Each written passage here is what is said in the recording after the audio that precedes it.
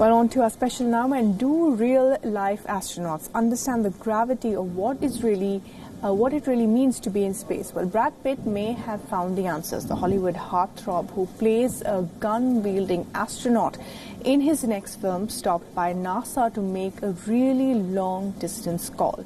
He spoke to someone who actually has the job of his on-screen character, an astronaut aboard the International Space Station. The Academy Award-nominated actor called into the International Space Station and spoke with the astronaut Nick Hague. A conversation that was carried by NASA TV. From spacewalking to seeing Earth from space, Hague answered all of Brad Pitt's doubts while floating in zero gravity aboard his spacecraft. Hey Brad, this is Nick. Welcome to the International Space Station.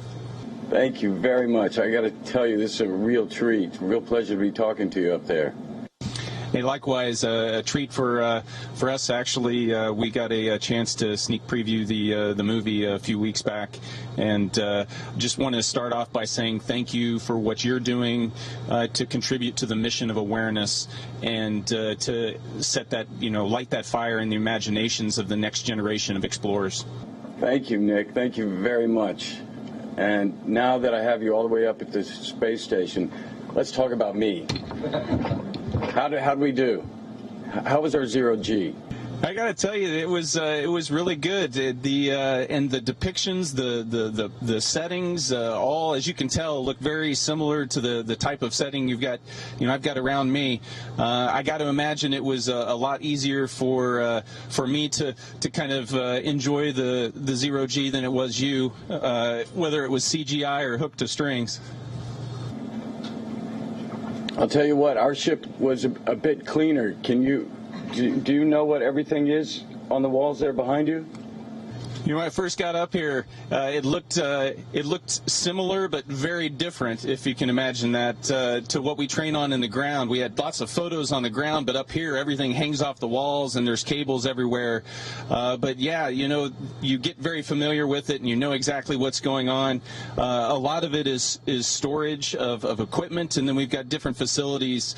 For instance, this one right here, this wall, helps us research how flames burn in space, which is very different than on the ground. And by removing the effect of gravity forcing a certain shape to a flame, we can study exactly what goes on to inside a flame to a greater detail. Helps us figure out how to make cleaner burning engines, and get more out of the energy that we do consume. What are the repercussions on your body in zero G? Wait, first of all, would it be morning for you there? Would it be night for you there? How do you gauge your waking hours if you see 16 sunrises and sunsets a day? So we do a lot to try to manage that circadian rhythm. One thing we do is we use different hues of the color spectrum, so that we have morning, very bright blue light that we switch, and then later in the day it goes to a more normal, more balanced spectrum, and then at night we get rid of that blue light. And we all follow the Greenwich Mean Time, and that's to help synchronize, the international aspect of this. We've got a control station in Houston, in Huntsville, Alabama. Then we've got control centers in Japan and in Germany and in Russia and up in Montreal, and all of them need to operate on the same time, so we picked Greenwich Mean Time. But really, if you're not smart and you're new to the station, you run to the windows and you want to check things out right after you get done with your workday. You get a face full of sun. It gets very difficult to go to sleep for a couple hours with all that blue light.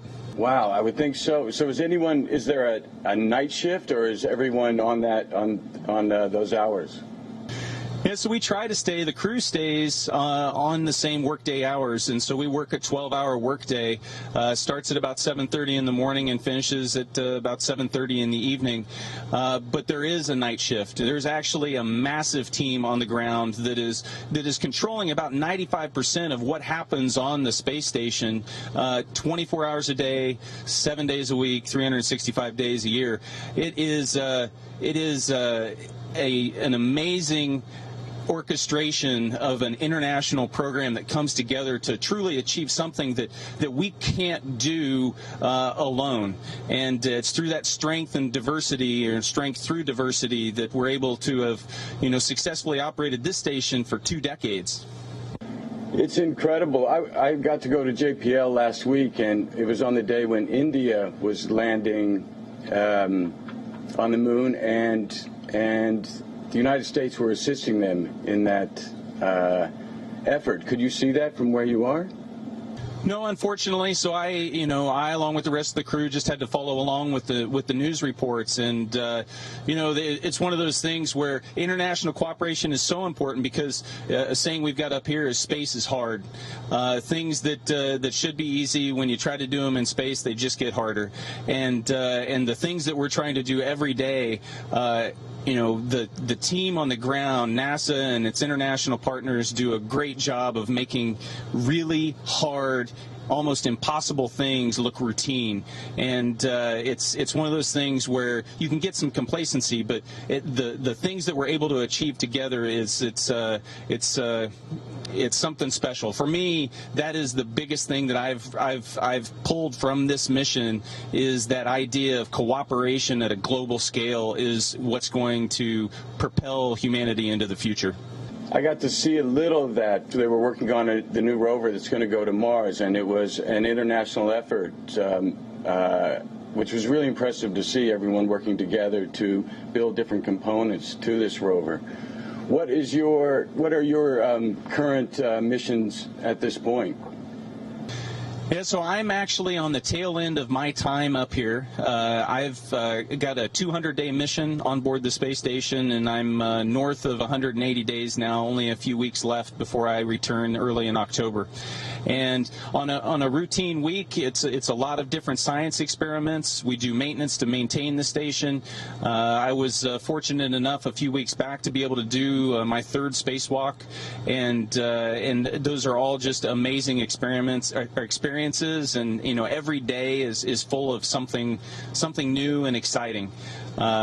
If you look at the spectrum of experiments that you get to do over the course of the mission, I've got to be involved with looking at different ways to develop new types of rubber that will change the way potentially we make tires and make cars more fuel efficient, or how we extrude fiber optics to help improve communications technology on the ground and make it more cost effective, to all the way to the other end of the spectrum where we've done gene editing, and we're looking at things that are going to help us push for cures for Alzheimer and cancer. And so it just spans this whole spectrum.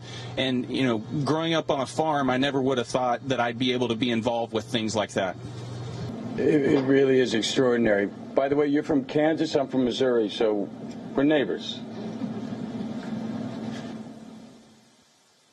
It's a good part of the country. I've taken lots of photos of it over the past 6 months. Congratulations on 200 days. What is that like on the psyche? What is that? I'm sure you're always busy, but at the same time missing family and loved ones at home. So how do you keep your mental state at peace? Yeah, absolutely. Being apart from your family, your friends, your loved ones is a challenge. And one of the luxuries I think we have of working in low Earth orbit, close to the Earth, is the amount of connectivity that we have, the ability to make phone calls and check in on a routine basis. To every weekend being able to do a video conference with my kids and share a little bit of the experience up here with them, but also be a part of their life and understand what they're going through on the ground, so that we have shared experience, and at the end of 200 days you can come home and return to being a normal family. Those are the challenges. It's easier here in low Earth orbit because communications is almost without delay. As we push further and deeper into space, those challenges will become more difficult with communications delays and just being able to stay in contact with those friends and loved ones. Yeah, to me it sounds harrowing and really challenging. I had read astronauts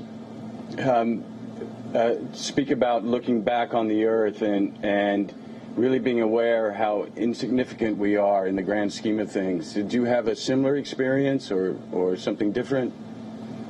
You know, that's one of the special things about being up here is being able to float over to the window and see the earth below, to look down 250 miles and you know, with your naked eye you can see the crop circles in Kansas, in Missouri, and you can see humanity below you, and you can see it glide by as we go screaming through the sky, you know, at 5 miles a second, and just take in, you get a perspective that you know, you're away from the earth, and then same view, you can see the moon rising over the horizon, and you get this idea that, you know, I'm not on the earth, and I'm not, you know, at the moon, but I'm just kind of in the cosmos. And then that perspective really challenges you, because now you're looking down at everything that you've ever known, all of humanity right there, and you have this deep appreciation for how big the universe really is.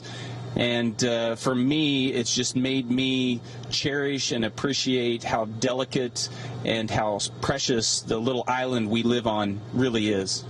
I think that's really beautiful to hear.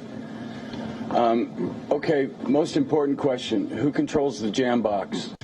So we have a rotating playlist. We take turns, you know, and it's nice because we have the international flair as well. So we have an Italian astronaut on board, along with the U.S. astronauts, and then 2 cosmonauts. And so getting to hear some traditional music from Russia over dinner is a nice change, exposure, and helps us really appreciate that international feel that the crew has. Yes, but every now and then I'm sure someone's going, I wish Nick wouldn't play that country and western anymore. There's that, and to have me stop telling my bad dad jokes. Now, how are you able to stay in a single space this way? I see you tapping your feet every now and then. Are you in a foothold? Yeah, I've got a foothold. And, you know, I can change that up, but basically there's handrails everywhere, and I can just hook my foot underneath there. And it's one of the unique, you talked about challenges for the body being up here. This is one of those unique adaptations. The calluses on my feet have basically have gone away because I don't walk on the bottoms of my feet.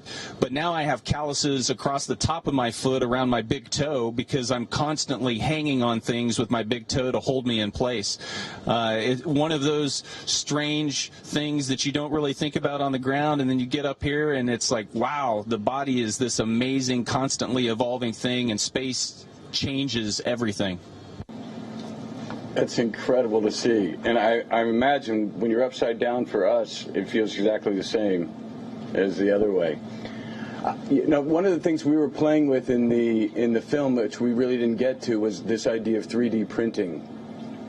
We were going to, this idea that everything would be 3D printed on location. And I understand you all have already adopted some of that, yes? Yeah, absolutely. We've had several experiments up here. So some of the experiments we're doing here are technology demonstrations to prove out a concept that we hope to apply as we go back to the moon and as part of the Artemis program.